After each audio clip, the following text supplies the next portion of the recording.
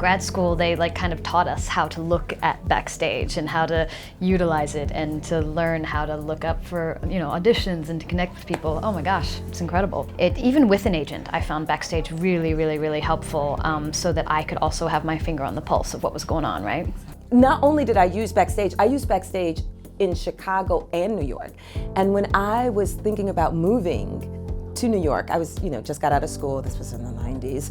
I remember going through Backstage like, there's so much work for me. I'm going to New York.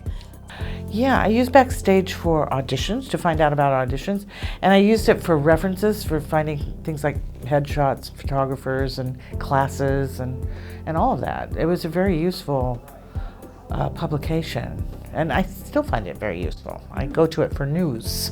Before I had an agent or anything, like, what else were you gonna do? I mean, that was the only access I had to, like, what's out there. I wrote the letter, I'd send the headshots, I'd show up on the sidewalk to know when a casting call was happening, yes.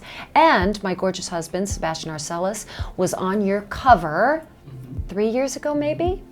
Yeah, it's framed and graces the wall of our office.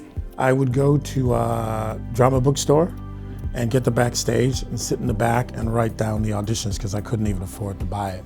I was like, that's $3-4.